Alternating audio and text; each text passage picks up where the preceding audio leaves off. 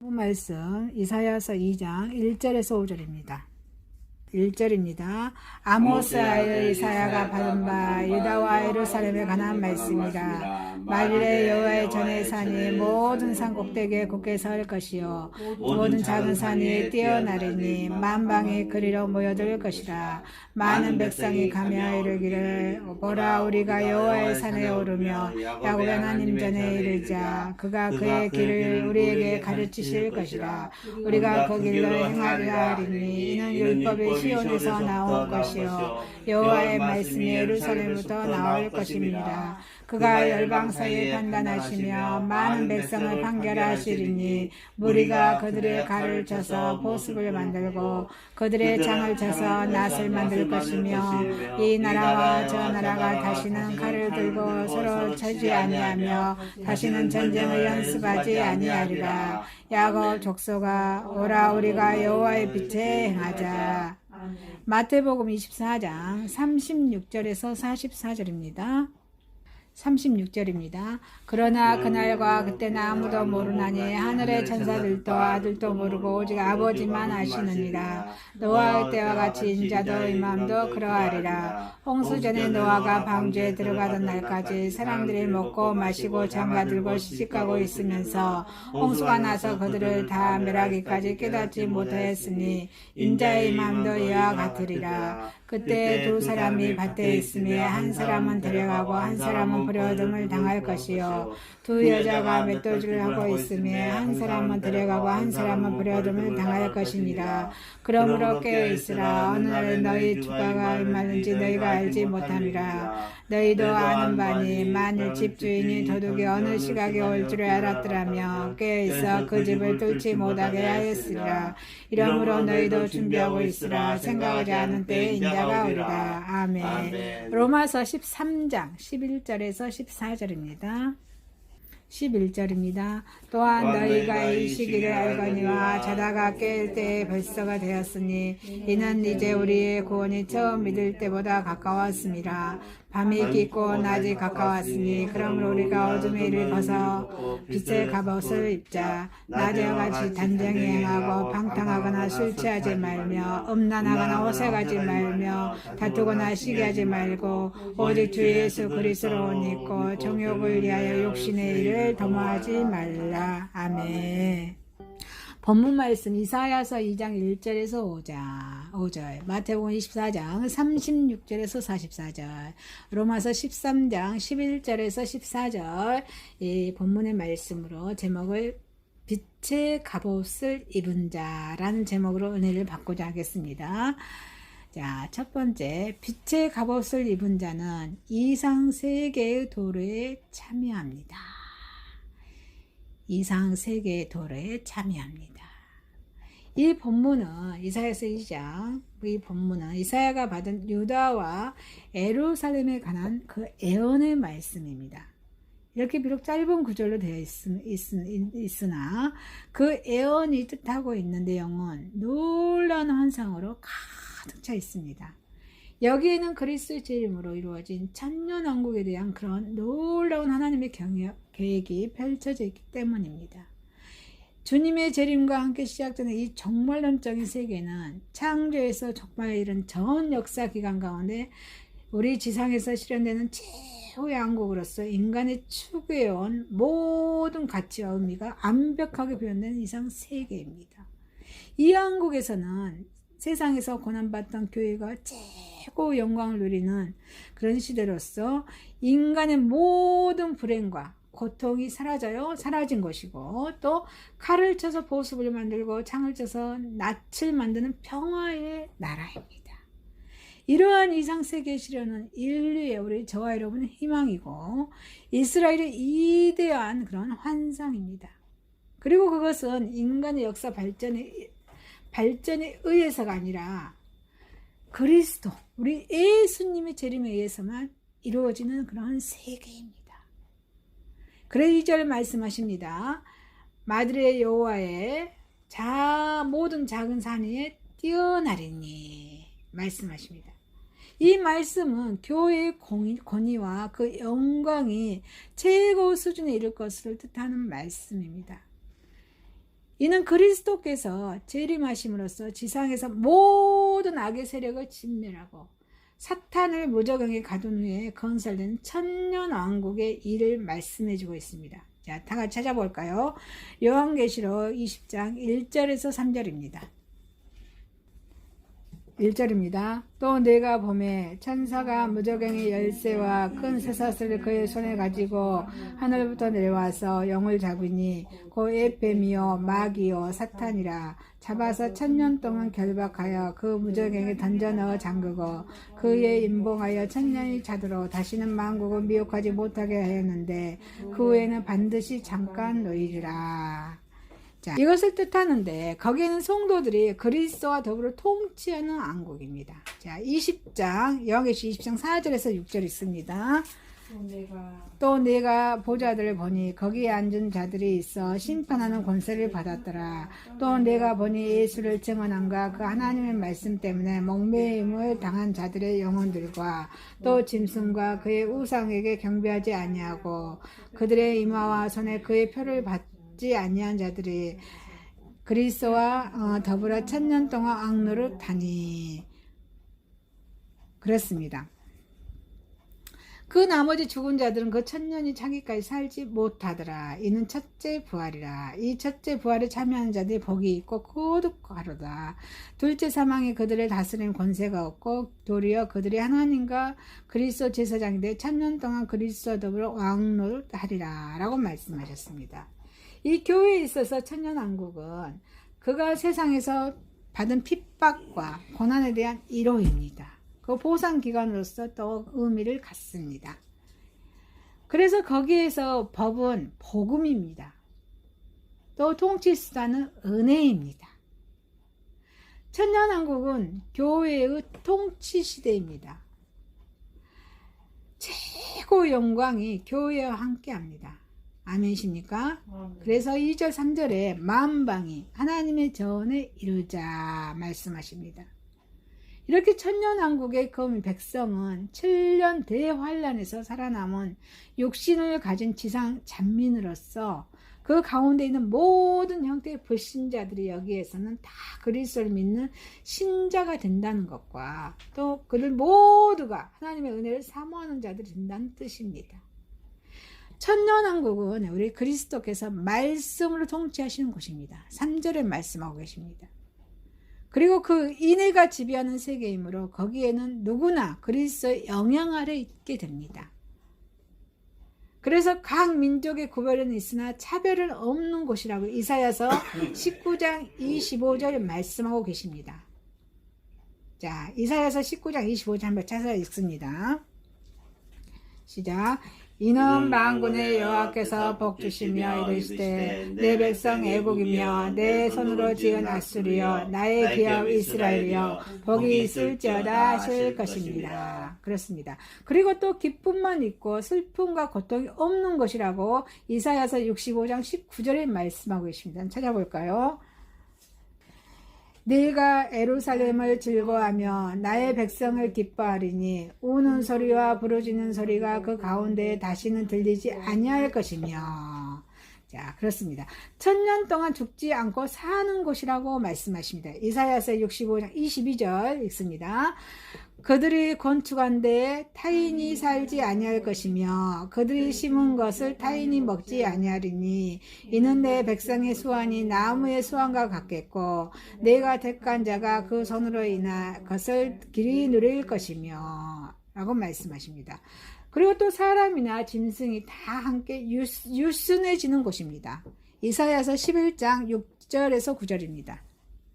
그때 이리가 어린 양과 함께 살며 표범이 어린 염소와 함께 누우며 송아지 어린 사자와 살찐 짐승이 함께 있어 어린아이에게 끌리며 암소와 곰이 함께 먹으며 그것들의 새끼가 함께 엎드리며 사자가 소처럼 풀을 먹을 것이며 젖먹는 아이가 독사의 구멍에서 장난하며 젖된 나이가 독사의 굴에 손을 넣을 것이라. 내 거룩한 산 모든 곳에서 에덴도 없고 상함도 없을 것이니 이는 물이 바다를 덮음같이 여호와를 아는 지식이 세상에 충만할 것입니다. 아멘. 에스겔서 11장 19절에도 말씀하시면 내가 그들에게 한 같은 마음을 주고 그 속에 새 영을 주며 그 몸에서 돌 같은 마음을 제거하고 살처럼 부드러운 마음을 줘. 이렇게 말씀하십니다. 이와 같이 이 그리스도의 복음은 모든 사람을 변화시킵니다. 아멘이십니까? 모든 사람을 변화시키는 뭐예요? 그리스도의 복음, 하나님의 말씀입니다. 이 복음은 모든 믿는 자에게 구원을 주시는 하나님의 능력이 됨이라고 로마서 1장 16절에 말씀하고 계십니다. 3절 읽습니다. 3절, 이사야서 2장 3절. 시작. 그가 그 도로 우리에게 가르치실 것이라 우리가 그 길로 행하리라 하리니. 자, 거기서는 하나님의 말씀이 모든 사람들에게 그대로 안전한 생명이 될 것이라고 말씀하십니다. 그리고 모든 사람들은 그 말씀대로 행하게 될 것이다 라고 말씀하십니다. 다시 말하면 하나님 말씀을 거역하는 자가 하나도 없게 될 것이라는 뜻입니다. 그리스도는 말씀으로 만 백성을 통치할 것입니다. 모든 영혼은 풍족한 은혜로 갈증을 느끼지 않을 것입니다. 그래서 사도행전 2장 28절 말씀하십니다. 주께서 생명의 길로 내게 보이셨으니 주의 앞에서 나의 기쁨이 충만하게 하시리로다. 자, 또 3절에 말씀하십니다. 이사야서 2장 3절. 율법이 나올 것임이라 라고 말씀하십니다. 율법이 나올 것입니다. 이 그리스도가 재림하실 때에는 예루살렘으로 오실 것이라고 말씀하십니다. 스가랴서 3장 8장 3절에서 8절입니다. 한번 찾아볼까요? 스가랴서입니다. 3절입니다. 여호와가 이같이 말하노라. 내가 시온에 거하리니 예루살렘은 진리의 성임이라 일컬었고 만군의 여호와의 사는 성산이라 일컫게 되리라. 만군의 여호와가 이같이 말하노라. 예루살렘의 길거리는 늙은 남자들과 늙은 여자들이 다시 앉을 것이라. 다 나이가 많음으로 저마다 손에 지팡이를 잡을 것이요 그 성읍거리에 소년과 소녀들이 가득하여 거기에서 뛰놀리라. 만군의 여호와가 이같이 말하노라. 이 일이 그날에 남은 백성의 눈에는 기이하려니와 내 눈에 어찌 기이하겠느냐. 만군의 여호와의 말입니다. 만군의 여호와가 이같이 말하노라. 보라, 내가 내 백성을 해가 뜨는 땅과 해가 지는 땅에서부터 구원하여 내고 인도하여다가 예루살렘 가운데 거주하게 하리니 그들은 내 백성이 되고 나는 진리의 공의로 그들을 하나님이 되리라. 아멘. 13장 스가랴 13장 1절에 말씀하십니다. 그날의 죄와 더러움을 씻는 셈이 다윗의 족속과 예루살렘 주민을 위하여 열리리라. 스가랴 14장 4절. 그날에 그 발이 예루살렘과 곧 동쪽 감람산에 서실 것이요 감람산은 그 한가운데가 동서로 갈라져 매우 큰 골짜기가 되어서 산 절반은 북으로 절반 남으로 옮기고 이렇게 말씀하고 계십니다. 예루살렘으로 재림하십니다. 예수님께서. 그리고 그의 통치는 예루살렘에서 시작될 것이라고 또 스가랴서 14장 9절에서 11절에 말씀하고 계십니다. 그때는 천하만국이 하나로 통치될 것이라고 스가랴서 14장 9절에 말씀하십니다. 여호와께서 천하의 왕이 되시리니 그날은 여호와께서 홀로 한 분이실 것이요 그의 이름이 홀로 하나이실 것이라. 그리고 예루살렘은 지상에서 건설되는 천년왕국의 수도가 될 것입니다. 스가랴서 8장 20절에서 23절, 다니엘서 7장 27절에 말씀하십니다. 다니엘서 7장 27절입니다. 나라와 권세와 온 천하 나라들이 이새가 지극히 높으신 이의 거룩한 백성에 붙임 바 되리니 그의 나라는 영원한 나라이라. 모든 권세 있는 자들이 다 그를 섬기며 복종하리라 라고 다니엘서 7장 27절에 말씀하고 계십니다. 자, 이사야서 2장 4절에 또 말씀하십니다. 그가 열방 사이에 판단하시며 많은 백성을 판결하시니. 자, 이 그리스도의 재림은 어때요? 심판의 목적을 가지고 있습니다. 심판의 목적을 가지고 있습니다. 사도행전 17장 31절, 마태복음 25장 31절, 2절, 32절, 고린도후서 5장 10절 말씀에 심판의 목적을 가지고 있다고 말씀하고 계십니다. 그때 음녀 바벨론이 요한계시록 19장 2절이죠. 음녀 바벨론이 심판을 받을 것이라고 말씀하시고 붉은 짐승이 다니엘서 7장 9절에서 12절, 요한계시록 19장 19절, 붉은 짐승. 또 내가 보매 그 짐승과 땅의 임금들과 그들의 군대들이 모여 그 말탄 자와 그 군대에 더불어 전쟁을 일으키다가 심판을 받을 것이라고 말씀하십니다. 여기서 음녀의 바벨론은 누구일까요? 타락한 교권과 신자들 말합니다. 신자, 하나님의 사람 타락한 자들을 음녀 바벨론이라고 말씀하고 계십니다. 그리고 붉은 짐승은 뭐예요? 무신론자입니다. 뭐예요? 무신론자들이 붉은 짐승입니다. 이 상징하고 있습니다. 그래서 그리스도는 이 심판의 권세를 하나님으로부터 받으신 분입니다. 아멘이십니까?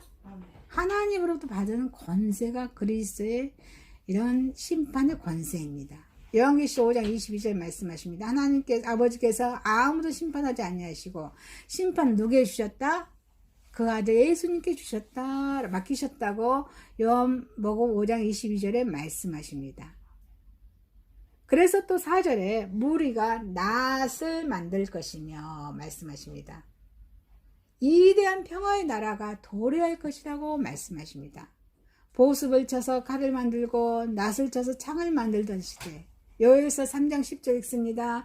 너희는 보습을 쳐서 칼을 만들지어다. 낫을 쳐서 창을 만들지어다. 약한 자도 이르기를 나는 강하다 할지어다. 자, 이것은 사라지고 하나님의 의로운 평화가 편만하게 될 것입니다. 평화는 전쟁이나 평화회담에 의하여 이루어지는 것이 아닙니다. 주님의 재림과 사탄의 무적인 강금으로 이루어집니다. 아멘이십니까? 이 평화는 주님의 재림과 사탄의 무적인 강금으로 이루어진다고 계시록 20장 1절에서 3절 말씀하고 계십니다. 참 평화가 있는 이상사에 그것은 우리 예수 그리스도에 의하여 이루어집니다. 호세아서 2장 18절에 말씀하십니다. 그날에는 내가 그들을 위하여 들짐승과 공중의 새와 땅의 곤충과 더불어 언약을 맺으며 이를까 언약을 맺으며 또 이 땅에서도 활과 칼을 꺾어서 전쟁을 없이 하고 그들로 평안히 눕게 하리라 라고 호세아 2장 10절 18절에 말씀하고 계십니다. 자, 그것 평화는 건설되는 것이 아니라 도래하는 것입니다. 아니십니까? 갑자기 오는 것입니다. 그래서 빛의 갑옷을 입은 자는 이상 세계의 도래에 참여하는 저와 여러분 되시길 주님의 이름으로 축원드립니다. 아멘. 자, 두 번째입니다. 빛의 갑옷을 입은 자는 노아의 때와 같이 재림의 때를 기다립니다. 재림의 때를 기다립니다. 하나님 말씀 성경 66권은 여러 곳에서 말세에 관하여 말씀하고 계십니다. 하나님 말씀 믿습니까? 아멘. 그러나 그 시기에 대해서는 정확히 밝히고 있지 않습니다. 재림의 때를 정확히 밝히고 있지 않다는 것입니다. 예수님께서는 말세가 자기의 재림과 밀접히 관련되어 있다고 말씀하시면서 재림이 가까우면 나타날 징조에 대해서 말씀해 주고 계십니다. 마태복음 24장 재림 징조의 말씀이잖습니다. 이 본문은 예수님이 재림의 때가 노아의 때가 거의 흡사할 것이라고 말씀하십니다. 이 재림의 때는 어쩌습니까? 모든 사람들의 죄악에 대한 감각이 무뎌집니다. 죄에 대한 감각이 무뎌집니다. 사람에게 양심이 있습니다. 이 양심 하나님께서 인간에게 심어준 것으로서 사람에게 하여금 선을 행하려는 욕구와 하나님을 찾으려고 하는 거룩한 마음을 갖게 합니다. 이 양심이 그럽니다. 그래서 베드로전서 3장 21절에 말씀하십니다. 물은 예수 그리스도께서 부활하심으로 말미암아 이제 너희를 구원하는 편이 곧 세리라. 이는 육체의 더러운 것을 제하여 버림이 아니요 하나님을 향한 선한 양심의 강군이라. 그러므로 당연히 이 양심은 죄악을 바라보면서 아파하며 괴로워하기 마련입니다. 맞아요. 양심이 살아있기 때문에 그렇습니다. 그런데 말세가 가까우면 이 양심이 무뎌지는 현상 급격히 나타납니다. 무뎌집니다. 이 양심이요. 그래서 피조물조차도 인간의 죄악으로 인해서 탄식하며 고통스러워한다고 말씀하고 계십니다. 로마서 8장 22절입니다. 피조물이 다 이제까지 함께 탄식하며 함께 고통을 겪고 있는 모든 것을 우리가 아닙니다. 고통을 겪는다고, 피조물이 탄식하며 고통을 겪는다고 말씀하고 계십니다. 인간은 고통을 느끼기는커녕 그 속에 묻혀 살며 그것을 어때요? 즐깁니다. 이렇게 인간의 마음이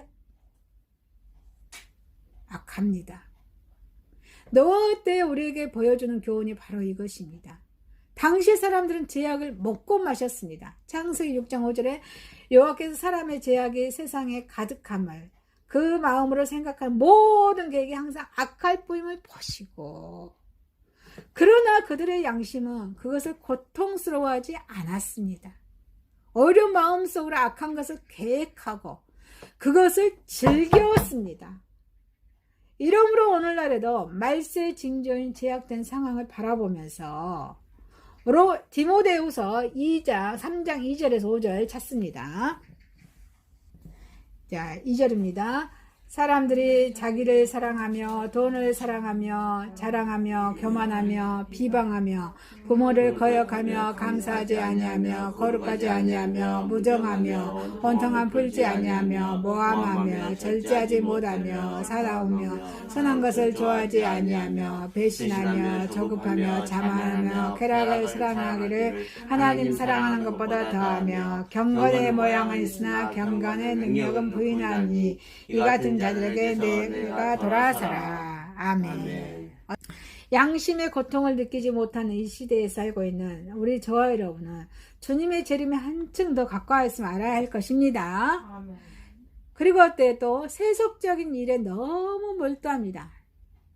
사람들이 먹고 마시고 장가들고 시집가고, 이 노아 때의 또 하나의 특징은 사람들이 지나칠 정도로 자기 일에 몰두했다는 그런 사실입니다. 그런데 사람이 일에 몰두하는 것은 어때요? 매우 중요합니다. 왜냐하면 먹고 마시는 일이나 시집가고 장가드는 일은 하나님께서 인간들에게 허락하신 일이기 때문입니다. 그래서 그것 자체는 제약이 될 수 없기 때문입니다. 그러나 그러한 일들은 모두 영에 속해 육에 속해요? 어디에 속해요? 영에 속합니까? 육에 속합니까? 육에 관한 일입니다. 지극히 세상적인 일입니다. 우리는 육적인 일에 관심을 쏟는 만큼 영적인 일에도 열심히 내야 합니다. 그런데 노아의 때에 사람들이나 현대의 사람들은 너무 육적인 일에 집착합니다. 육체의 뜻은 항상 영혼을 거스릅니다. 세상의 관심은 쾌락이나 방탕입니다. 그러나 영혼의 생각은 어때요? 절제이며 경건입니다. 세속적인 집착은 영원한 생명을 상실케 합니다. 노아의 경우가 이를 증명합니다. 기다려도 순종치 않습니다.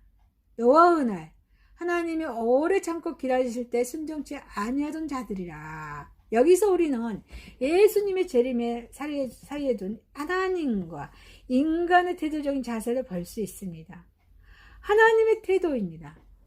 이때 하나님의 태도는, 노아의 때 하나님께서는 인간들을 어떻게 심판하셨어요? 물로 심판하시기로 작정하시고 노아가 방주를 짓는 120년 동안을 참았습니다. 그리고 기다리셨습니다. 오늘날 말세 지마를 하면서 예수님의 재림이 지연되고 있는 것은 이와 같이 하나님께서 모든 인간들이 회개하고 돌아가기를 참고 기다리시기 때문입니다. 그런데 인간들은 어떤 태도입니까? 노아의 때 인간들은 참고 기다리신 하나님께 끝까지 순종했어요, 안 했어요? 순종하지 않았습니다. 명백한 정말의 경고에 불순종한 우리 인간들은 모조리 멸망당하고 말았습니다. 이러한 사실은 하나님의 말씀에 대한 순종이 점차로 찾아보기 어려운 이 시대를 향한 또 하나의 엄중한 경고라고 할 수 있습니다. 자, 우리 예수님께서는 구원을 안성하신 예수님께서는 심판주로 오셨습니다. 첫 번째는 죄인을 불러서 구원하시기에 오셨던 이 예수님께서는, 두 번째는 참고 기다리시는 하나님께 대하여 끝까지 불순종한 죄인들을 심판하기 위해서 오셨습니다. 본문에서는 주님의 재림이 노아의 때와 같을 것이란 말씀을 이를 증거해 주고 있는 말씀입니다. 왜냐하면 노아의 때 끝까지 불순종하는 자들을 하나님께서는 물로서 심판하셨기 때문입니다.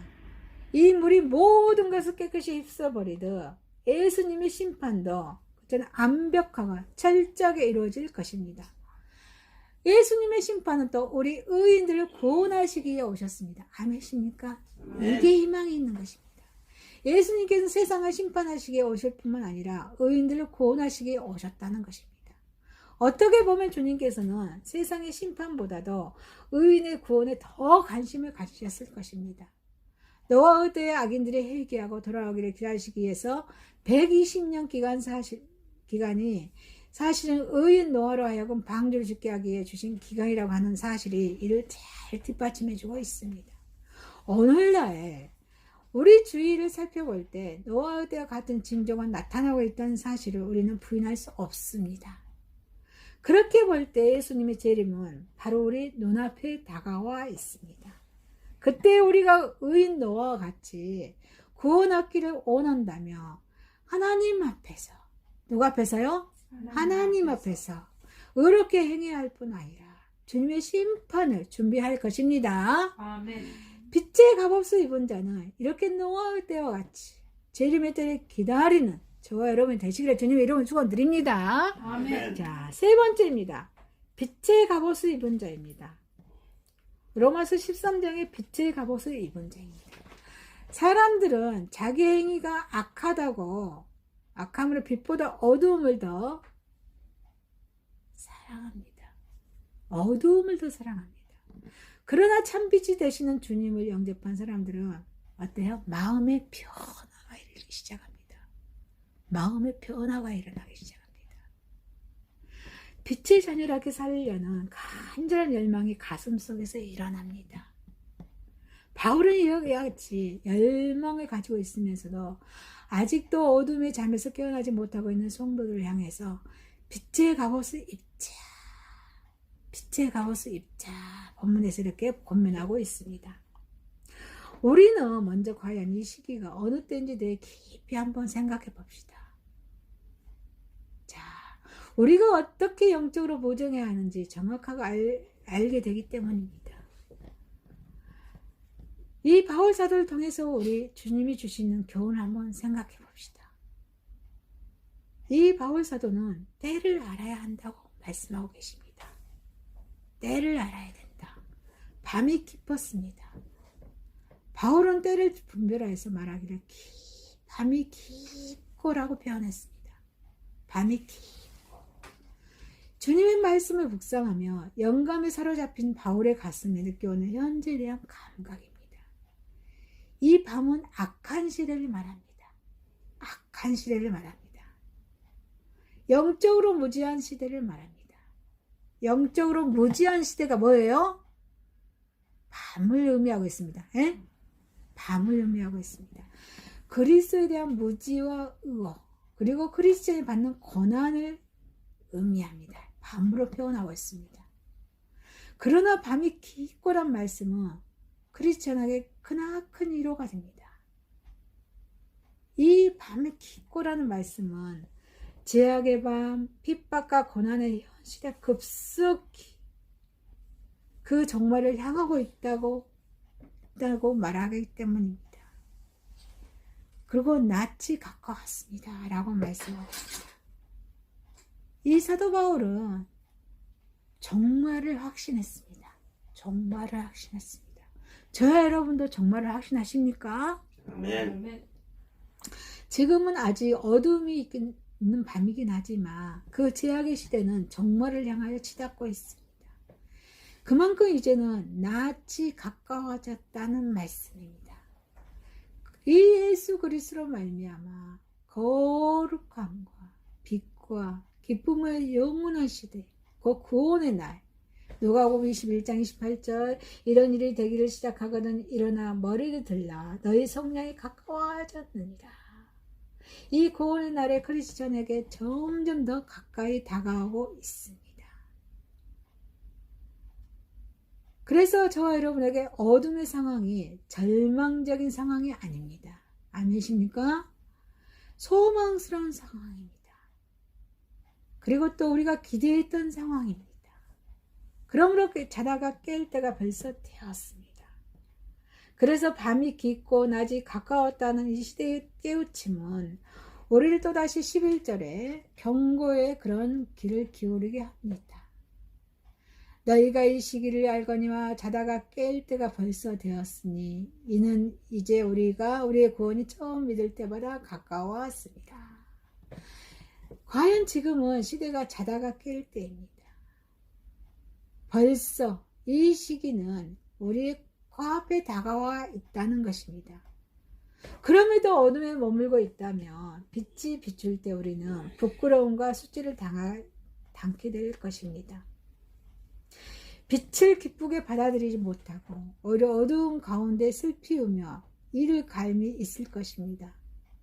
주님의 나팔 소리가 우리를 깨우기 전에 우리는 바울의 이 애침을 듣고 깊은 잠에서 깨어나야 합니다. 빛의 갑옷을 입고 먼저 어둠의 일을 벗어야 합니다. 이 바울 사도는 낯이 가까웠으니 이제는 어둠의 일을 벗으라고 공고하고 계십니다.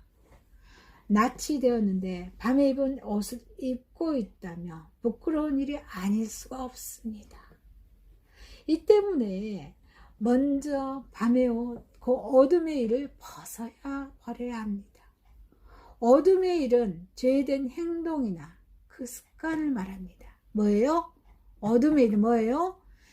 죄된 행동이나 그 습관들을 말합니다. 이 크리스천을 위해서는 안 될 생각과 행동들입니다. 그래서 베드로사로는 우리들에게 반문하고 있습니다.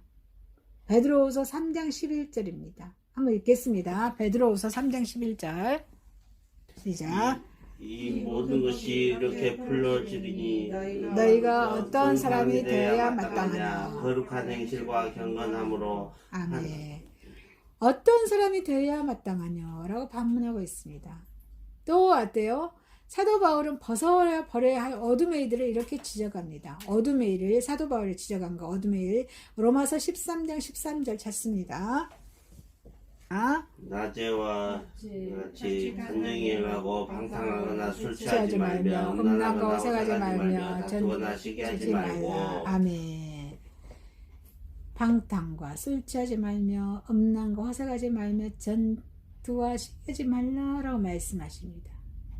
자, 그러면 쉽게 이렇게 유혹받고 쉽게 저지르기 쉬운 일입니다. 우리의 영적 기능들을 마비시키기 좋은 유혹들입니다. 그러나 이러한 것들에 물리침 없이는 우리에게 생명은 없습니다. 물리침이 있어야 됩니다. 그리고 빛의 갑옷을 입어야 합니다. 어둠이 이를 벗어버린 크리스천은 이제 어때요? 새로운 옷을 입어야 합니다. 예수 그리스도로 옷을 입어야 한다는 말씀입니다. 이 사도 바울은 그 옷을 빛의 갑옷이라고 본문에 언급했습니다. 자, 그럼 빛의 갑옷이 무엇일까요? 먼저 갑옷은 말의 군사적 용어임을 우리는 알아야 합니다. 바울은 지금 크리스천을 군사로 비유하고 있습니다. 군사입니다. 군사로 비유하고 있습니다. 어둠의 세력과 싸우는 빛의 사자로 생각하고 있습니다.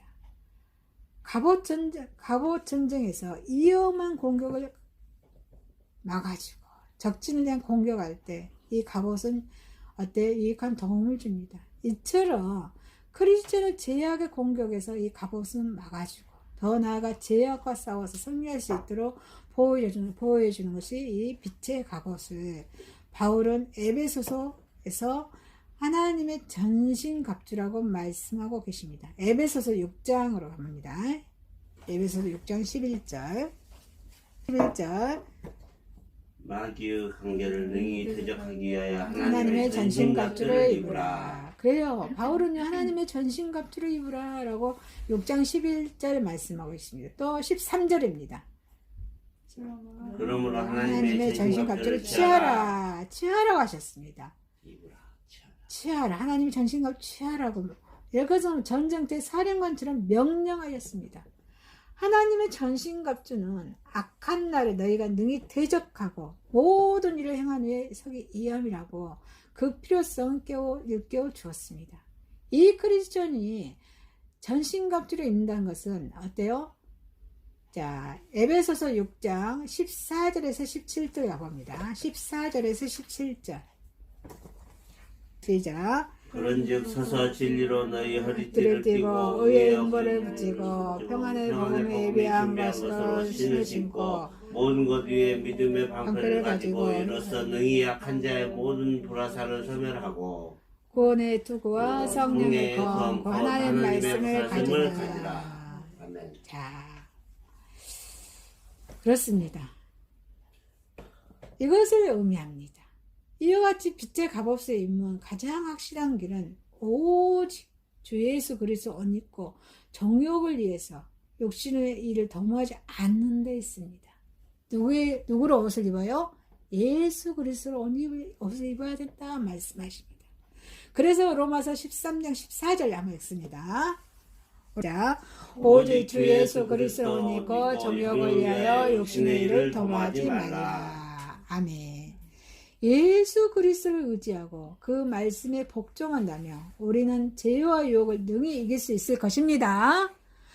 자, 빛의 갑옷을 입은 저와 여러분 되시길 주님의 이름을 축원드립니다. 아멘. 말씀을 마치겠습니다. 빛의 갑옷을 입은 자는 이제 세계의 도래에 참여합니다.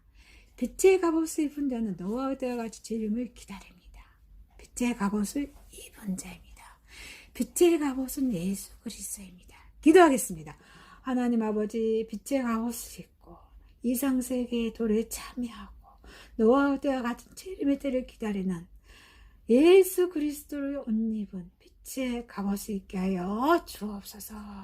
예수님의 이름으로 기도드리옵나이다. 아멘.